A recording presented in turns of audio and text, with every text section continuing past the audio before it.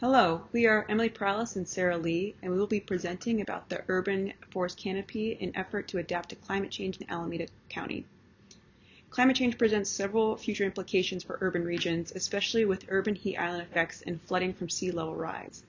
Improving Alameda County's urban canopy can positively address growing heat concerns and help reduce flooding from significant rain events in high-risk areas. Using FEMA flood data, tree canopy cover data, and heat inventory data, we can use spatial analysis to determine which areas would benefit the most from tree plantings and which species would be most ideal. The increase in greenhouse gas emissions have contributed to increase in average temperature across the world. Urban heat island effect exacerbates this by absorbing and trapping the heat between buildings and pavement surfaces.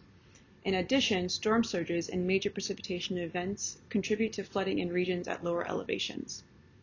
Planting more trees in these regions can help absorb the precipitation and reduce the volume of water flowing across the surface after a precipitation event. In 2020, the City of Oakland began a citywide assessment of tree cover as a means to improve energy savings, air quality, and stormwater interception. As one of the largest cities in Alameda County, their assessment aimed to implement strategies for more sustainable growth in the urban forest canopy. The additional reforestation efforts will also help alleviate the average land surface temperatures during the summer for many communities in Alameda County. This is especially important for communities with higher poverty levels as they tend to have higher heat exposure. In this study, we will be analyzing potential reforestation zones to increase the urban forest canopy in a strategic method. These zones will help developers and stakeholders analyze where green spaces can be developed across the county in an environmentally just way. To begin our spatial analysis, we used extracted data from 3 different data sets. The first layer we will be using includes the flood zone layer. This layer was extracted by the FEMA dataset and illustrates the potential flood-prone sites. This will allow us to analyze which regions in Alameda County will need tree species that will help reduce flooding. The second layer is the average land surface temperature of the county during the summer. This layer will help us understand which regions are most affected by high heat exposure. Lastly, the third layer will illustrate the percent tree canopy coverage in our study area. This will provide a baseline of how the urban forest canopy appears to be in the county. Each layer was clipped to the Alameda County boundaries. After creating these layers, we reclassified the values to determine which values for each layer would be prioritized.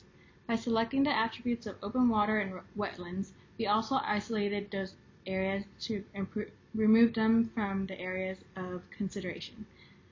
This created a new mass layer which we were able to use in the raster calculator. Then we converted any vector layers into raster layers in order to perform the raster calculator analysis. In this first map layout, we created a layer with regions that needed reforestation. The areas in red have the greatest need for reforestation of canopy cover. The areas in red-orange have the medium need, and areas in orange have low need. The remaining areas are symbolized as transparent colors as there is no need for reforestation in those areas. The second map layout, we created a simple layer to show areas with more than 10% poverty. The areas in darker blue have higher poverty levels, and the areas with lighter blue have lower levels. We overlaid our reforestation layer on top of the percent poverty layer. After performing the analysis, we have found that much of the regions suitable for reforestation are located in some regions of Oakland and in Pleasanton and in northern Milpitas. Then we conducted a statistical analysis with the percent poverty levels and reforestation need.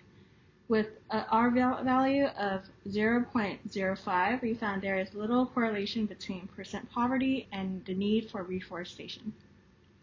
Possible next steps for this study may include performing cost-benefit analysis to help developers prioritize which reforestation sites should be focused on first.